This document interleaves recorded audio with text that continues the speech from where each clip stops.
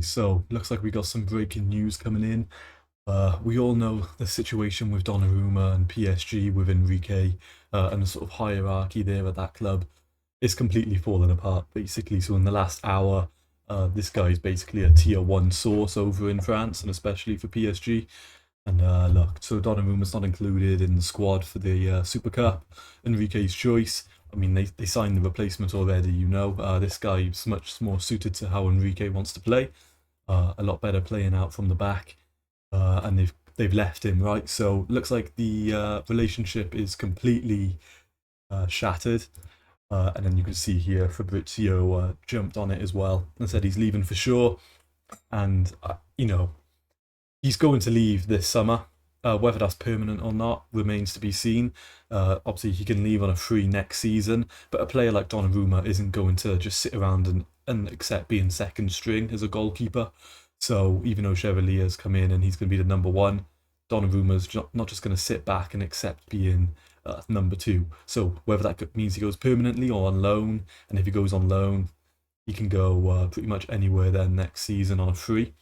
So look, we'll see what happens. As it stands, apparently it's rumored. So I've got a hair looking at me. Apparently it's rumored the Premier League is the most likely destination for him.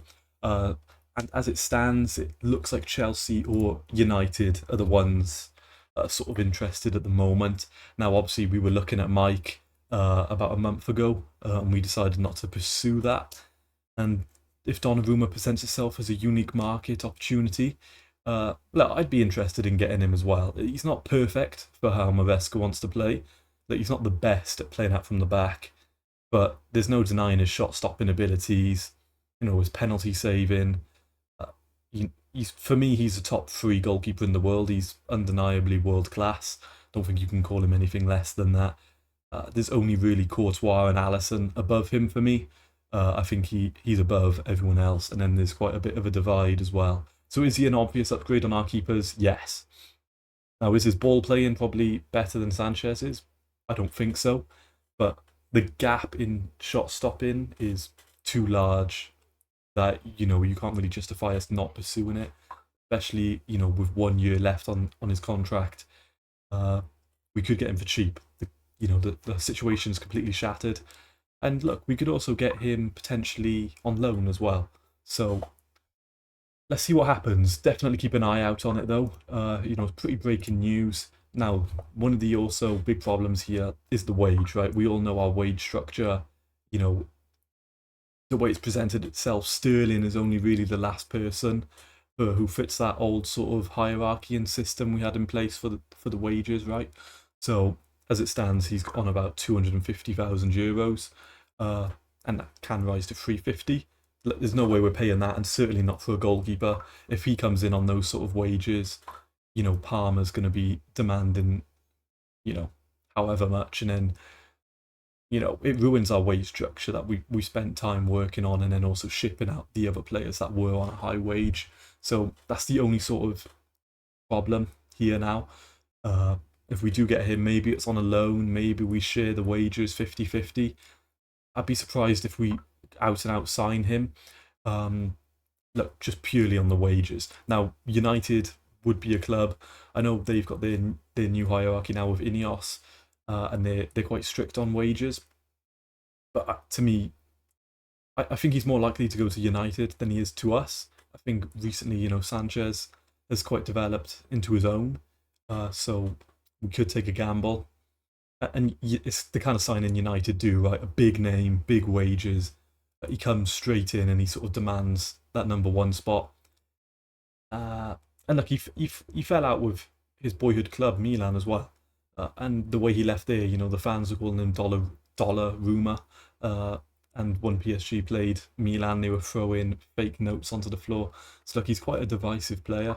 But I think if you're just talking in terms of actual goalkeeping ability, look, there's no denying he's a clear upgrade for us, right? And now, obviously, we've still got this saga playing out as well.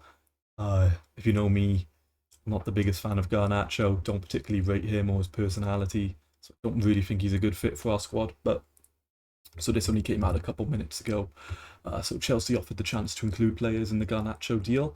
So Vega, Nkunku, Jackson, Disasi. So these are all players we're going to try and ship out this summer anyway, right? So United rejected that. They just want straight cash. Now, if we get Garnacho for 30 million, you can't have too much of a problem with it. But for 50 million, it's too much. Look, he's not that good. And he's not a clear starter anyway. Is he going to replace Neto? No. And we've got Estevao, and I'd rather Estevao get minutes than Garnacho if he's playing on the right. And if he's playing on the left, I'd rather Gittins get minutes. So it just depends if maybe the Xavi Simons deal completely collapses, right? And that's why we're pursuing Garnacho so much, because with Leipzig, they're putting a higher price on Xavi than we deem acceptable, right? So we want to try and get him for 40 million, they want 50 million. But pay that money and get Xavi Simons. There's no way we're paying 50 million for Garnacho. I refuse to see that. So look, it could just be a bit of games, a bit of negotiating, and we're just actively making it look like we want Garnacho to try and get Xavi Simons a little cheaper. Look, that could be an issue as well. But for me, let's avoid Garnacho. I don't want to get him. He's not for me. No. And then yeah, look, he's waiting in the background to move to Chelsea. But Chelsea right now is probably where the Xavi Simons deal has slowed down quite a bit. I know we'd probably want to get that done and over the line. But the only problem is we need to ship out players before we can bring any players in. So if we didn't have to do that, I'm sure Xavi Simons would probably be at the Club World Cup, because that's when we were sort of interested in him, right? Once we get...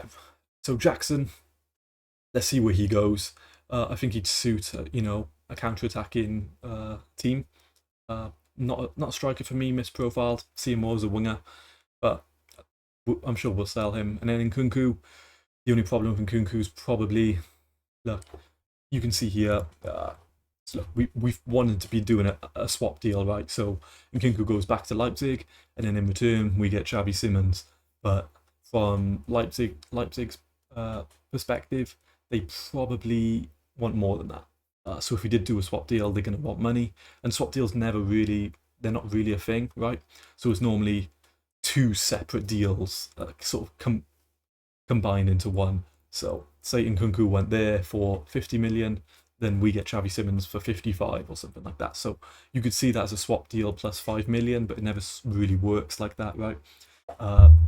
So as it stands, Leipzig want to get Nkunku on loan. They don't want a permanent deal, or perhaps with a clause in there that they can make it permanent if X amount of goals was hit or something like that. And Chelsea want a permanent deal, so that's why we're at sort of a stalemate and why nothing's really moving at the moment. Permanent deal for Nkunku is currently unlikely for Leipzig. So this is what the big holdup is. This is why the Xavi Simons deal, has gone on for so long, and why most people are kind of frustrated with it. I'd like to get this sort of done over the line. I think it's a bit ridiculous. Let's bin off Garnacho. No one really wants Garnacho. Look at all the fan base's reaction. Bad character, not even particularly that great of a player. Let's bin off the Garnacho interest. Let's just focus on Xavi Simons. And if we take a bit of a loss on Nkunku, I think we take that, because we need to ship him out anyway. So that's what it's currently looking like. And then I just put together, a rough sort of draft of could look like against Palace, depending how quickly we get the deals done. So we could have Donnarumma in goals. Depends. I don't think we've seen how long Chalobah's out for so far, so he might miss the game. If so, maybe a Champion plays here. But obviously, we're going to have Tosin, James, Cucurella. It's going to invert going forward. This sort of forms our back three, right, like we've seen. Now, Caicedo and Enzo, obviously, that's the duo partnership in midfield. Caicedo staying a bit more back, and Enzo progressing forward into the sort of like double 10 role here. I predict, Neto's going to start on the right, and Estevao will probably get 30-20 minutes. And Xavi Simons has that left wing role with Gittins coming off the bench, and obviously João Pedro as the striker. So that's sort of what we could look like if we pursue these deals. It remains to be seen. But anyway, that's the sort of breaking news for now. So keep an eye out on Donnarumma. Could be coming to Chelsea, or we could be going to United. We'll see. I'm sure the saga is going to heat up in the next day or two. So keep an eye out, and I'll be sure to be covering it anyway. So thank you for watching. Leave a like. Cheers.